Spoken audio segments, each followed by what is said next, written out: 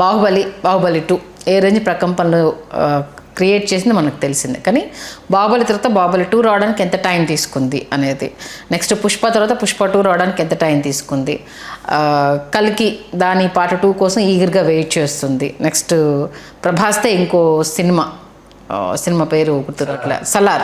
ఇప్పుడు ఆ సలార్ 2 పార్ట్ కోసం ఈగర్గా ఇంత వెయిట్ చేస్తున్నట్టే మర్చిపోయిన తర్వాత ఎప్పుడో రిలీజ్ చేసేసి ఆ ఫ్లేవర్ని మిస్ చేస్తున్నారు. దురంధర్ వాటన్నింటికి ఒక మంచి సమాధానం చెప్పింది అనేసి అంటున్నారు. దీని గురించి ఏమంటారు? ఖచ్చితంగా దురంధర్ 2 ఏంటంటే వీటన్నిటికీ సరైనటువంటి సమాధానం అయితే ఇచ్చింది. ఎందుకు ఇచ్చింది అంటే మనం దురంధర్ 1 ఒకసారి చూస్తే దురంధర్ 1 పూర్తయిన వెంటనే ఏంటంటే దురంధర్ 2కి సంబంధించి నంబర్ ఆఫ్ సీన్స్లో నుంచి షార్ట్స్ కట్ చేసి ప్రమోట్ చేశారు. అంటే ముందే ప్రిపేర్ అయ్యారు, ముందే స్క్రిప్ట్ వాళ్ళు చాలా కంకణబద్ధులై ఉన్నారు స్క్రిప్ట్ విషయంలో. దానిని ముందుగానే పూర్తి చేసి పెట్టుకున్నారు. 8 hours మూవీ అంటే సార్ కంప్లీట్ అదే వాళ్ళు పూర్తి చేసి పెట్టుకున్నారు. అంటే నాకు అనిపించింది ఏంటంటే ఆదిత్య ధర్ ఇది సినిమాగా కుదరకపోతే దీన్ని ఏమైనా వెబ్ సిరీస్గా కూడా చేద్దాం అనుకున్నాడేమో. గంట వెబ్ సిరీస్, 8 గంటల వెబ్ సిరీస్ అని అనిపిస్తుంది.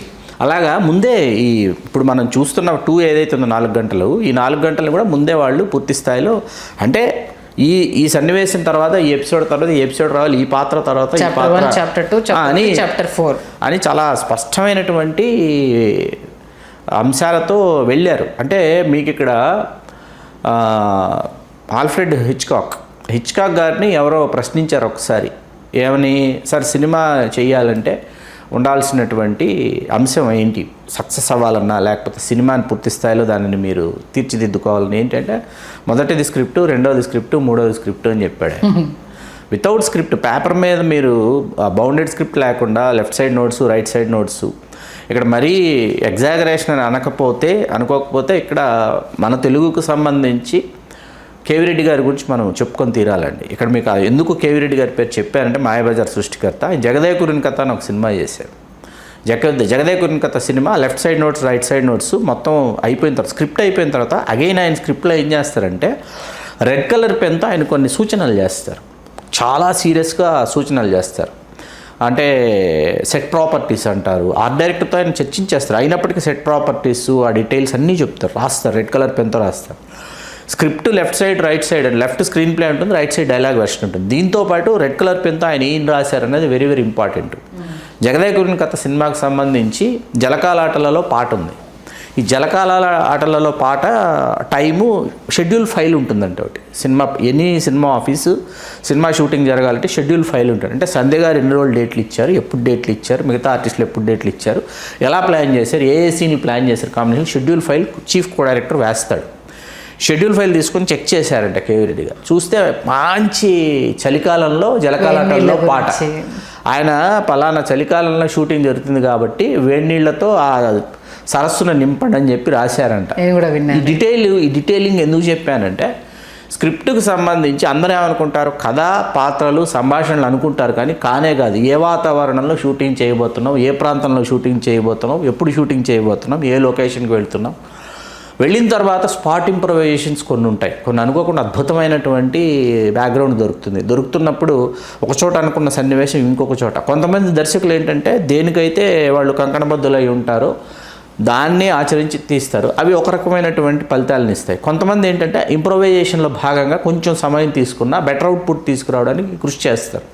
ఇక్కడ ఆదిత్య ధర్ అనే దర్శకుడి గురించి మనం చెప్పుకోవాలి. ఇవాళ ఇండియన్ సినిమా ఎకానమీని దృష్టిలో పెట్టుకుంటే రాజమౌళి గారు, సుకుమార్ గారు, సందీప్ రెడ్డి వంగ గారు, ప్రశాంత్ నీల్ గారు, ఇట్లా మన దక్షిణ భారతదేశంలో ఉన్నటువంటి దర్శకులు మన సౌత్ ఇండియన్ సినిమాని నెక్స్ట్ లెవెల్కి తీసుకువెళ్ళిపోయినటువంటి పరిస్థితి ఇవాళ. అందులో ఇవాళ నార్త్ ఇండియా నుంచి ఎవరైనా కనిపించాడు, ఇవాళ ఆశావహ దృక్పథాన్ని కలిగించాడు అంటే నిస్సందేహంగా ఆదిత్య ధర్ పేరు మనం చెప్పుకొని తీరాలి.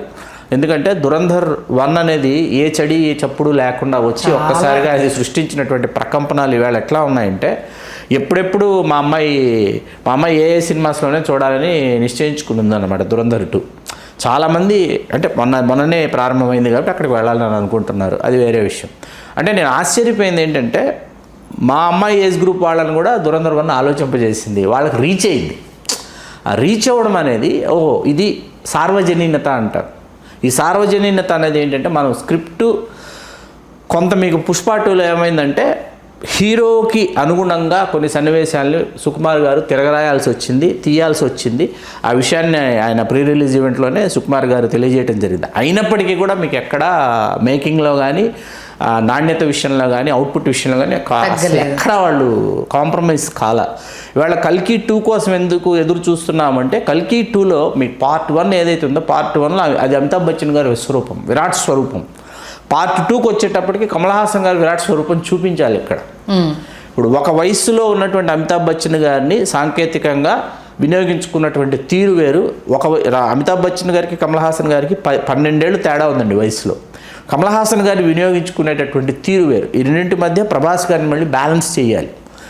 దానిలో భాగంగా ఏంటంటే ఆ పాత్ర నిడివి కానీ, ఆ పాత్ర యొక్క సన్నివేశాలు కానీ, ఆ పాత్రని దృష్టిలో పెట్టుకుని వచ్చే సన్నివేశాలు కానీ అంచనాలతో లోపలికి వస్తారు. ఇప్పుడు ఆ అంచనాలు అందుకోవాలి కల్కి 2, అందుకని ఆలస్యం అవుతుంది తప్ప మనం చూసాం 150 కోట్లు కమల్ హాసన్ గారి రెమ్యునరేషను అన్నది ఇవాళ టాక్ ఆఫ్ ది ఇండస్ట్రీ అనమాట.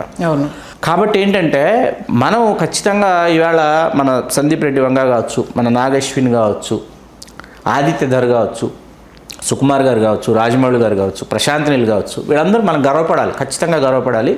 ఆదిత్య ధర్ని చూసి నేర్చుకోవాల్సిన విషయం, ధురంధర్ 2ని చూసి నేర్చుకోవాల్సిన విషయం ఏంటంటే అతనికి స్పష్టంగా 2లో ఏం చెప్పాలి, ఎంత చెప్పాలి, ఎందుకు చెప్పాలి, ఎలా చెప్పాలి అని అతను నిర్ణయించుకుని ఉన్నాడు. అంటే మళ్ళీ దానికి కట్టుబడి చేశాడు అతను, డివేట్ అవ్వలేదు అతను. ధురంధర్ది రియలిస్టిక్ స్టోరీ కాబట్టి అది కొంత స్క్రిప్ట్ ఉంది కాబట్టి తనకి ఈజీ అయిపోయింది.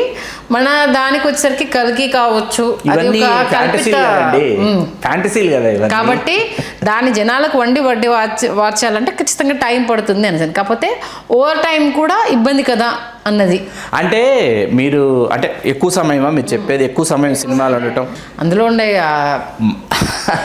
ఐటమ్స్, ఫుడ్ కోర్ట్స్ ఏవైతే ఉన్నాయో వాటిని, వాటి గురించి వాళ్ళు పెట్టిన ప్రైజెస్ ని వాటిని వీళ్ళు క్వశ్చన్ చేస్తున్నారు తప్ప టికెట్ రేట్లనే ఏ ప్రేక్షకుడు క్వశ్చన్ చేయట్లేదు మీకు ఇవాళ. కానీ వెళ్ళిన తర్వాత ఫ్యామిలీతో వెళ్ళినప్పుడు అవి కొనాల్సిన సిచ్యువేషన్ వచ్చేస్తుంది, అది బాధ. బయట బాగా భోంచేసి వెళ్ళటమే లోపలికి.